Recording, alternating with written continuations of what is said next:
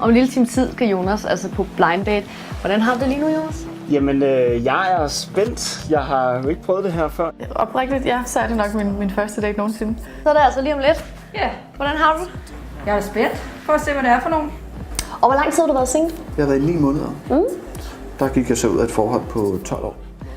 Jonas sidder altså inde på dating.dk og skruer sammen med de her piger, og i løbet af en kvarter 20 minutter skal han altså vælge, hvem han vil på date med. Og det er altså Prins 85, og det er Razak, og det er John the One. Det er deres profilnavn på dating.dk, og det er altså dem, der sidder og skruer sammen. Nu har jeg bedt Nynne om at skrive til den fyr, hun gerne vil på date med, og så snart hun har gjort det, så far vi ud i bilen og kører afsted til Islands Brygge. Jonas, nu må du godt skrive til den pige, du vil ud med. Vi er på Islands Brygge nu. Vi er i nærheden af den café, hvor Jonas date sidder. Jonas. Hej. Hej. Ej, hvor dejligt, du valgte mig. Jeg ved ikke... Nej. Samantha? John, og så også lige sådan helt plads i hvert fald. Ja. Hej. Kom indenfor og mød din date for første gang. Hej. Hej. Hej.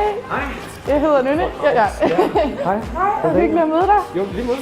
Skål. Jeg har været single i 3 år, så det er min mor og bror, når der er noget, der lige skal læse af på. Det værste, der kan ske, det er, at man bare får en god oplevelse ud af det, ikke? Jeg har været single i 2 år, og når jeg så siger sådan, at jeg kommer ud af et forhold på 11 år, så kan man enten blive mødt af, eller så er man sådan, nå, så får folk sådan spørgende ind, eller sådan, men jeg selv har det enormt faktisk afslappende med det. En måned, 5-6 uger siden jeg kom på nettet, eller på dating. Ellers har jeg jo aldrig været på det, vel? Aldrig været på date før, og alle sådan nogle ting der. Nu ved jeg ikke, hvor du kommer fra, eller hvad du har forhold. Jeg har ikke så mange lige i bagagen med det. Ikke noget fast, faktisk. Så der er intet, jeg er sådan uskrevet blad. Helt frisk. Det var altså blind date for denne her gang. Tak fordi I så med.